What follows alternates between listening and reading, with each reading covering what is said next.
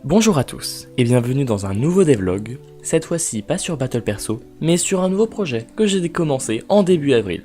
Oui, j'ai procrastiné pour sortir la vidéo. Pour la petite histoire, j'ai envie depuis plusieurs mois de faire un jeu abouti dont le développement ne prendrait pas trop longtemps. Je ne savais pas encore quel serait le type de mon jeu, un platformer, un casse-tête ou autre, mais une petite idée trottait tout de même dans ma tête. En gros, je me souvenais que j'avais vu, il y a déjà un moment de cela, le devlog d'une personne qui créait un petit jeu, bien sympathique, où un mage coincé dans une arène tirait sur des ennemis qui tombaient du ciel. Mon jeu serait simplement ça. Un petit bonhomme coincé dans un endroit, forcé de tirer sur des ennemis qui apparaissent en essayant de survivre le plus longtemps possible. Donc, le 4 avril, lorsque ma motivation m'est enfin venue, j'ai commencé le développement du plus tard nommé Shoot Quest.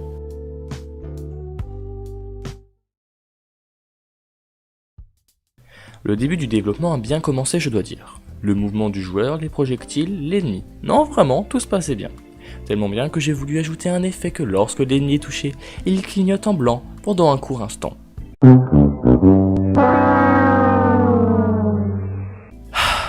Click Team Fusion ne permettant pas un moyen pratique de faire passer le sprite de l'ennemi en blanc pendant quelques secondes sans avoir à manuellement créer cette texture, j'ai tout simplement fait clignoter l'ennemi quand il se fait toucher.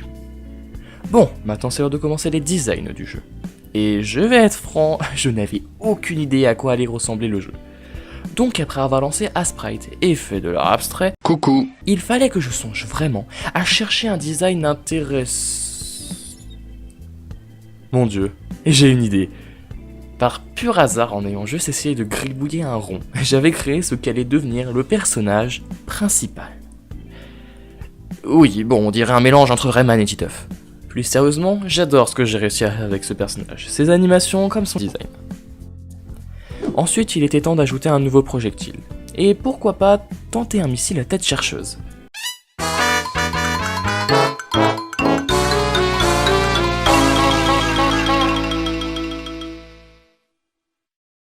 Je pourrais passer une demi-heure à vous détailler chaque problème que j'ai eu en faisant les missiles à tête chercheuse. Un objet qui est censé être super simple, du moins c'était ce que je pensais avant que j'essaye d'en faire. Mais bon, je vais m'abstenir. Le résultat ne m'est même pas très satisfaisant. Parfois les missiles partent dans le vide ou ne visent pas l'ennemi le plus proche. Mais bon, c'est la meilleure version du projectile que j'ai fait, et ne comptez pas sur moi pour la modifier. D'ailleurs, vous avez pu le remarquer, mais j'ai entre-temps rajouté un décor et un viseur pour représenter la souris. Ensuite, j'ai rajouté des ombres sous le joueur et les ennemis, ce qui d'ailleurs rend super bien si vous voulez mon avis, et les textures des deux projectiles actuels. Puis j'ai une fièvre d'ajout de pouvoir. J'ai littéralement ajouté 5 pouvoirs d'affilée. Donc j'ai ajouté un pouvoir électrique qui permet de balancer des projectiles rapides créant une zone de dégâts durant un court instant lors de son contact avec les ennemis. Les boules gluantes pouvant rebondir jusqu'à 3 fois dans leur forme non chargée et 5 fois passant à travers les ennemis, les repoussant lorsqu'elles sont chargées. La bombe qui a fini par devenir mon pouvoir préféré. Elle est limitée à seulement 4 directions lorsqu'elle est lancée, mais explose au contact d'un ennemi ou au bout d'un court instant. Donc au début j'ai commencé par coder sa entre guillemets gravité, puis son explosion. Mais il y a un problème, je n'ai aucune idée comment faire ou animer une explosion. Ok Google, comment on anime une explosion pixel art? Et après un peu de recherche, j'avais toujours aucune idée de comment j'allais faire cette explosion. Donc j'ai finalement juste pris un GIF, oui GIF, j'en ai rien à faire de ce débat moi, d'une animation d'une explosion en pixel art et très légèrement recopié cette animation. Et au final, waouh, ça rend super bien. Non réellement, moi j'adore. Ensuite, j'ai ajouté la boule de cristal, qui, comme la bombe, a une pseudo-gravité, et repousse les ennemis au contact. Mais ce pouvoir est assez buggé. Parfois l'ennemi ne bouge plus une fois qu'il est repoussé. Il faudra que je corrige ça. Plus tard. Et enfin, j'ai ajouté le pouvoir de poison, qui peut traverser les ennemis et les rend empoisonnés, c'est-à-dire qu'ils prendront des dégâts chaque seconde. J'ai ensuite rajouté des petites particules à droite et à gauche pour les projectiles, et ai fait l'animation de mort du personnage. Bon, je pense que comme moi, vous en avez marre de voir cette figure géométrique moche se comporter comme un ennemi. Donc j'ai décidé de faire les textures du tout premier ennemi. Problème, je n'avais aucune idée de ce que je voulais faire. J'ai donc demandé à mon frère. Je pourrais faire quoi comme ennemi dans mon jeu? Une souris? Ok. Quelques minutes plus tard, et j'avais cette... chose... Je ne sais pas d'où je l'ai pendu dans mon esprit, mais ça faisait l'affaire. Mais j'ai fini par faire une autre souris, plus petite, car je trouvais que le design de la grosse souris n'allait pas vraiment dans le rôle de l'ennemi de base, abondant et facile à battre. Et là arriva le moment le plus incompréhensible que j'ai eu depuis que j'utilise Click Team Fusion. Pour une raison inconnue, le jeu a commencé à péter un câble lorsqu'un ennemi à l'écran était une grosse souris. Parfois elle n'apparaissait pas, et d'autres elle se désintégrait lorsqu'elle touchait le joueur. Je ne comprenais vraiment pas pourquoi mon jeu décidait de faire ça, surtout que pour la petite souris, tout était normal. Alors, après je ne sais combien de temps, j'ai finalement découvert que le sprite que j'avais utilisé pour la grosse souris était corrompu, et faisait péter un câble au jeu quand elle était à l'écran. Je ne sais pas. Je sais qu'avant que ça bug, j'avais légèrement modifié la texture de la grosse souris, mais je ne pensais pas que ça allait avoir cet effet. Bref, après avoir remplacé les images de la grosse souris corrompue par des nouvelles sans problème, le jeu fonctionnait de nouveau normalement. J'ai ensuite rajouté des boutons pour le Game Over, et ai décidé de bosser sur l'écran titre du jeu en rajoutant un petit bonhomme Punching Ball. Non, je sais pas pourquoi j'ai fait ça.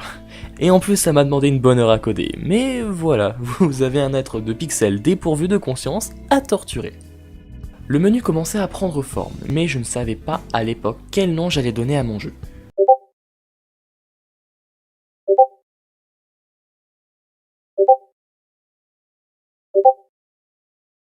Le nom n'est par ailleurs pas final. Je trouve qu'il est super, mais le jeu ne parle pas vraiment de quête, donc il se pourrait que je le change à l'avenir. Et franchement, je trouve que le menu est super. Bon, le magasin ne marche pas encore, et je ne suis pas totalement satisfait du look des paramètres, mais dans l'ensemble, ça me plaît. Ensuite, j'ai décidé d'ajouter de nouveaux ennemis. En gardant le principe que le joueur va affronter des animaux, j'ai fait une poule qui tire des œufs. Franchement, c'était pas du tout compliqué à faire, et j'ai ajouté un ennemi qui m'a été proposé par la même personne qui m'a trouvé le nom du jeu. Un renard mage capable de se dédoubler. Ça ne devrait pas être si compliqué que ça, programmé, pas vrai? Oh... What? Oui, j'ai un peu galéré. Donc une fois que le renard pouvait créer des doubles de lui-même incapables de se cloner, symbolisés par leur couleur monochrome, il ne pouvait cependant pas attaquer. Donc je suis parti faire autre chose, et je le finirai plus tard. J'ai donc décidé d'ajouter le dernier pouvoir actuel du jeu. Une grosse boule de feu, qui puisse passer à travers les ennemis. Elle est trop petite, vous ne trouvez pas? Ah, là c'est mieux. Bon, maintenant il fallait que je trouve un moyen d'obtenir les pouvoirs. En manque d'inspiration, j'ai donc redemandé à mon frère.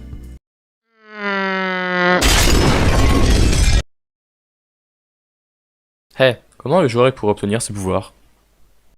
Je sais pas, en mangeant un camembert? Ok, merci. J'ai donc designé la texture des camemberts assimilés au pouvoir. J'ai aussi fait un camembert multicolore qui vous donnera un pouvoir aléatoire quand vous le prenez.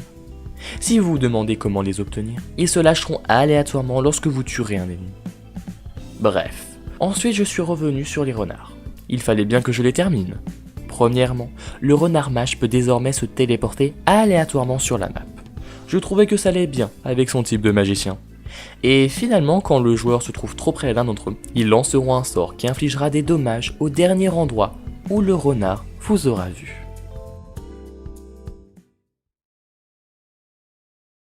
Et voilà, c'est désormais la fin de cette vidéo.